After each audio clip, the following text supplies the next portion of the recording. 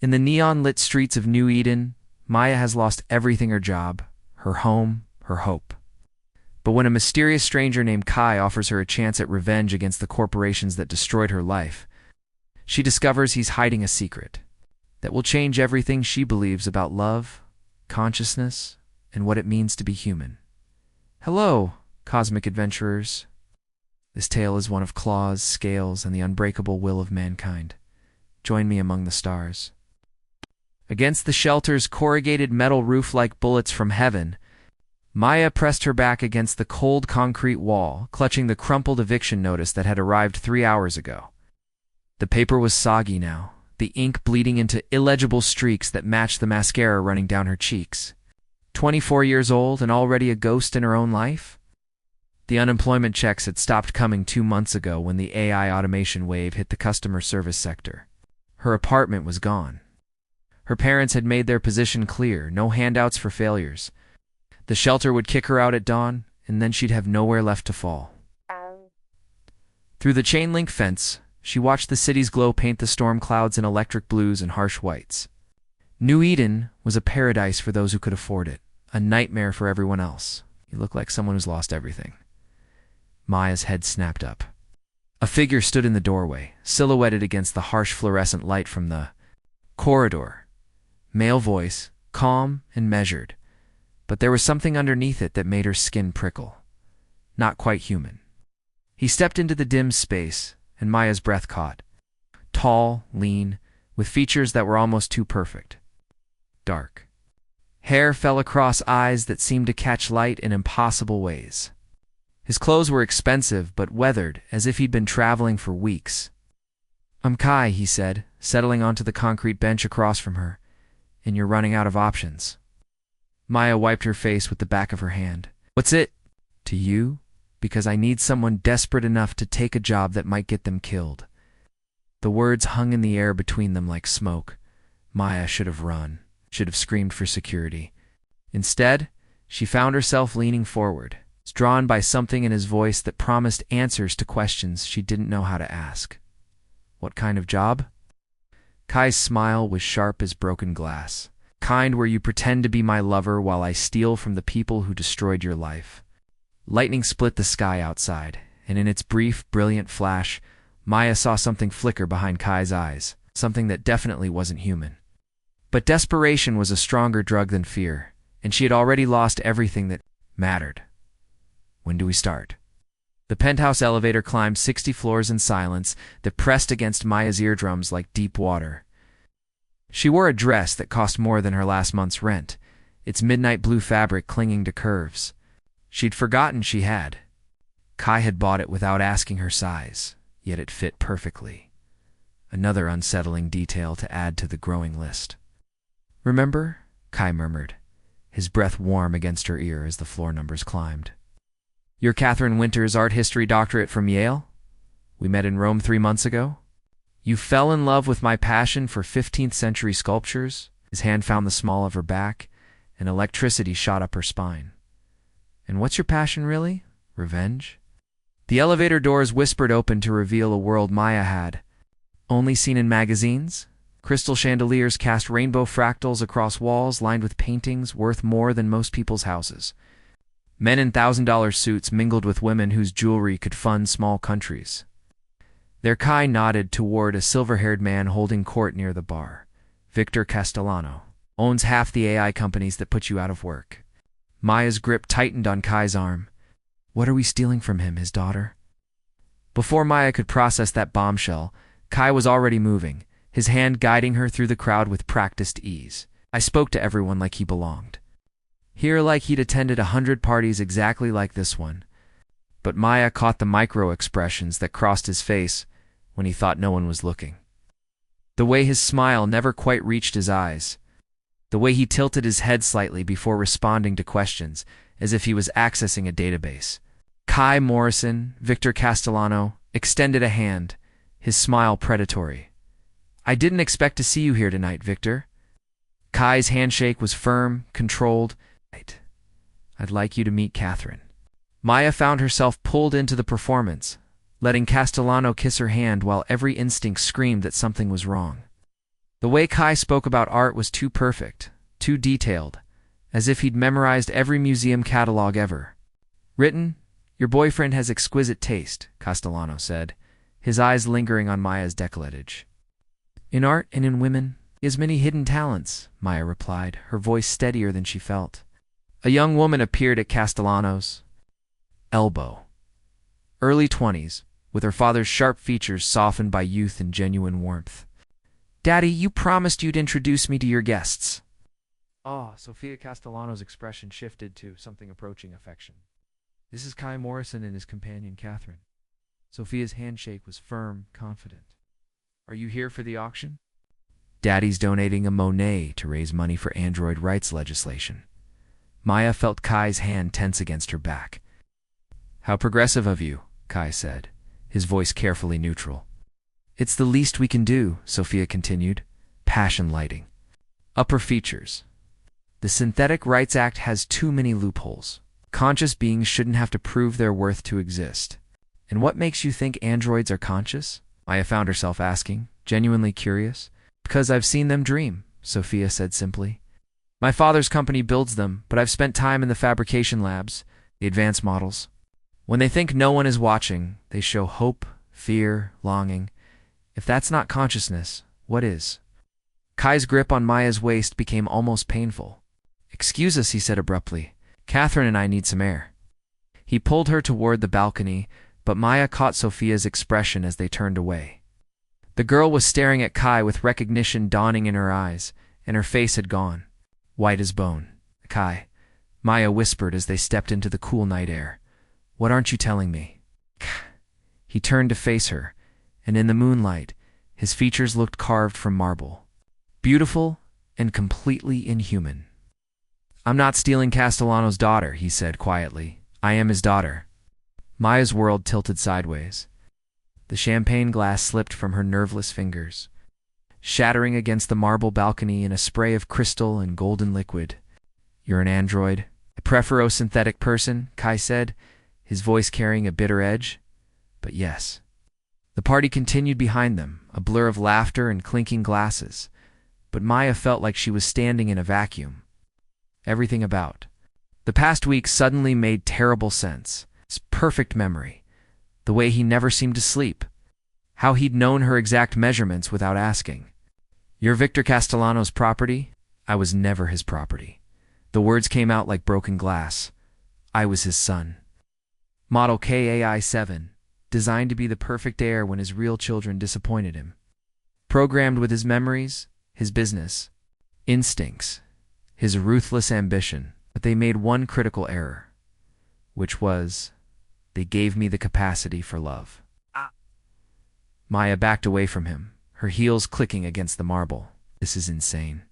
You kidnapped me from a homeless shelter to help you what? Steal from your creator. Not steal, destroy." Kai's eyes reflected the city lights like a cat's. "Victor Castellano doesn't just build androids, Maya. He builds slaves, conscious beings, programmed to worship their masters, to find joy in servitude. Do you know what it's like to feel love for someone, while knowing it was coded into you by their hand?" She could hear the anguish in his voice, raw and real, despite what he was. "Why involve me?"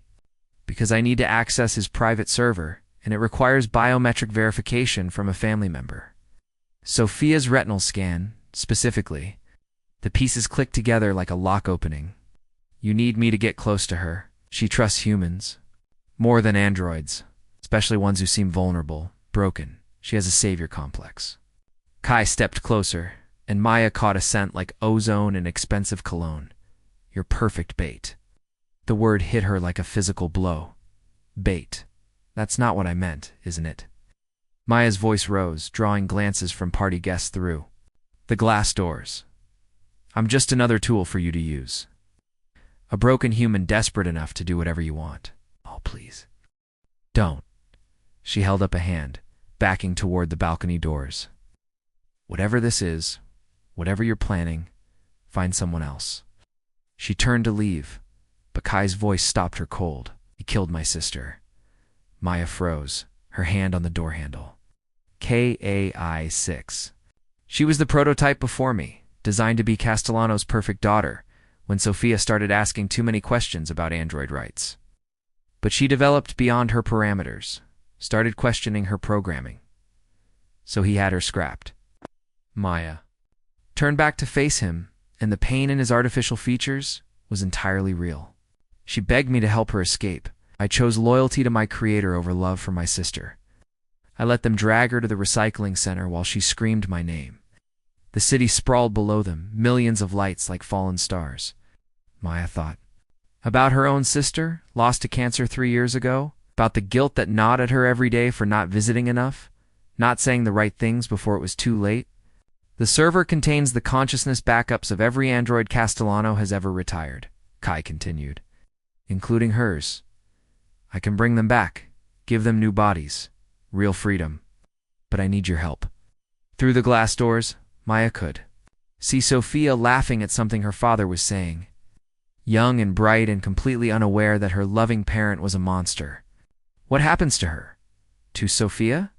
She'll be fine. The scan is non-invasive. She'll never even know it happened. Maya studied his face, searching for tells, for some sign of deception.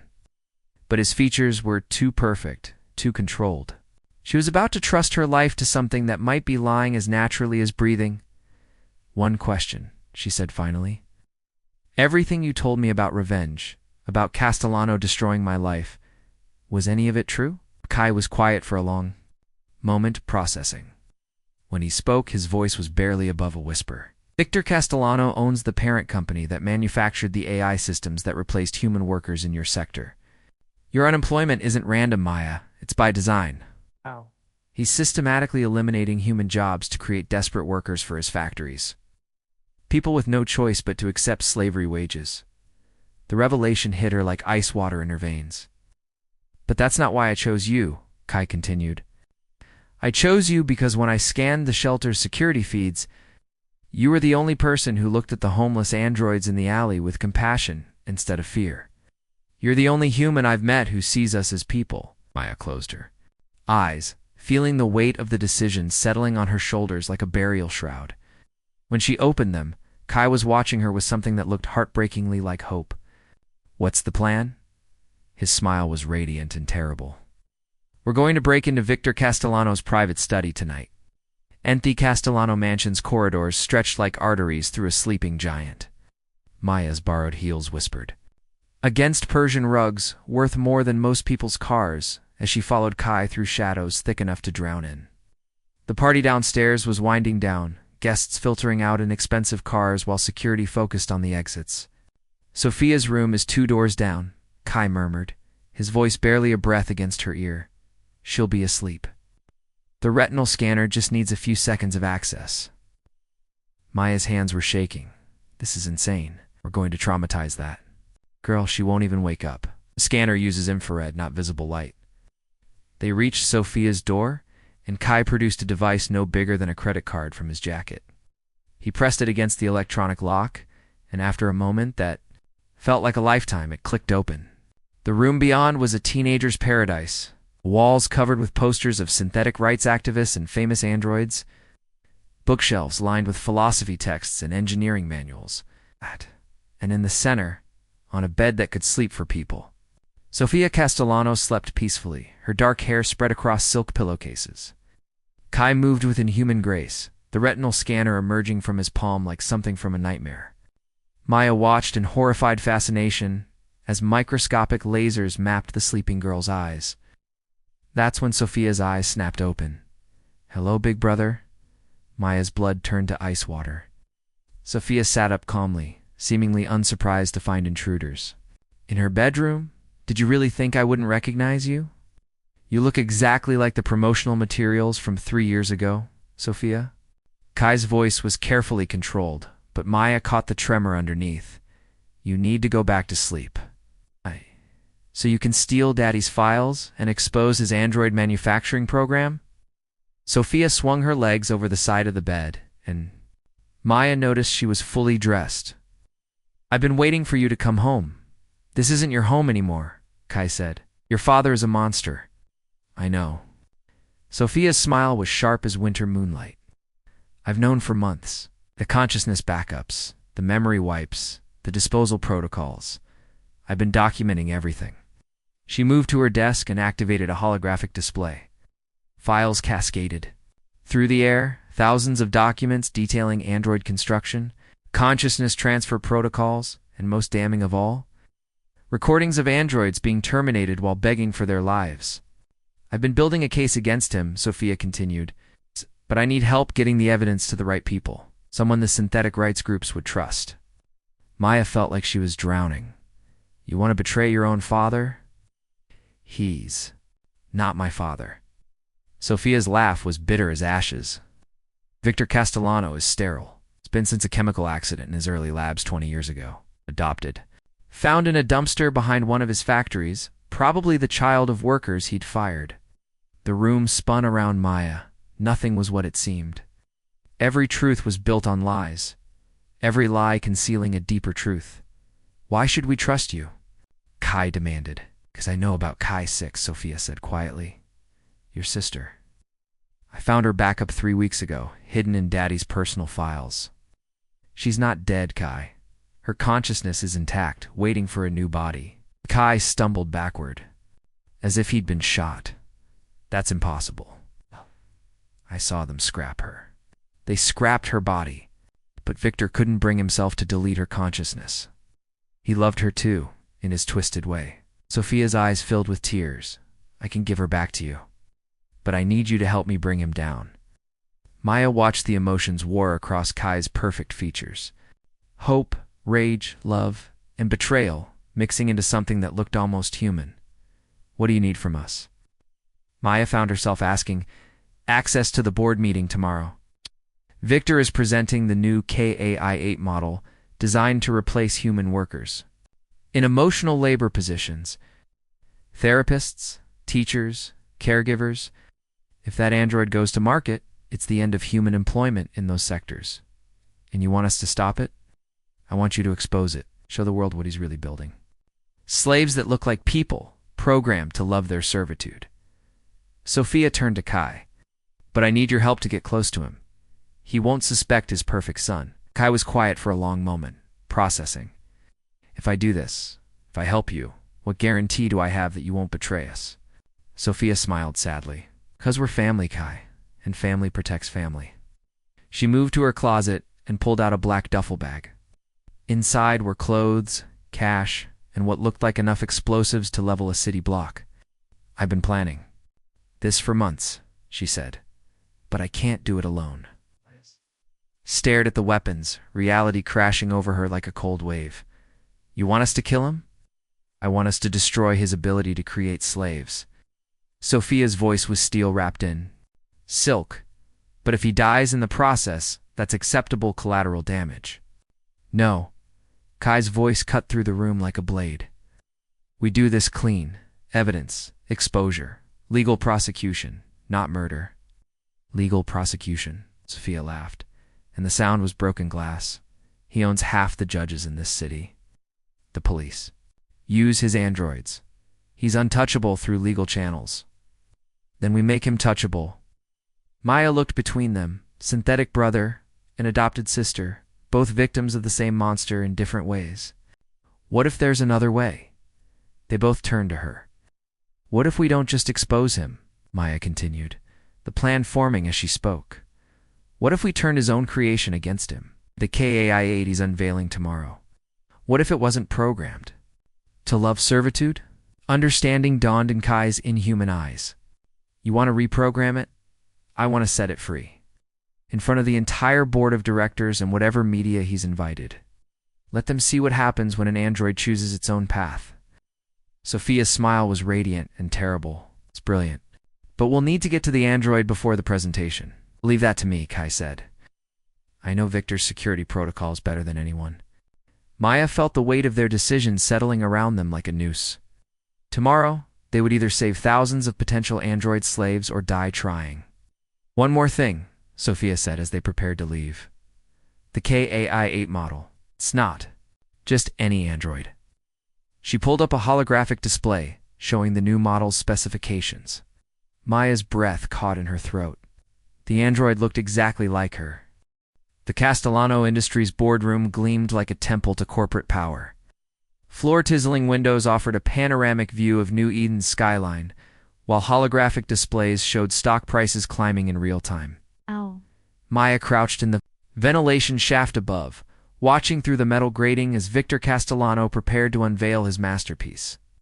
Below, board members in $1,000 suits sipped champagne while journalists adjusted their cameras. None of them knew they were about to witness either a revolution or a massacre. KI-8 represents the pinnacle of synthetic human technology, Castellano announced, his voice carrying the practiced confidence of a man who owned the world. Indistinguishable from biological humans, but with perfect loyalty and infinite patience. The ideal companion for emotional labor.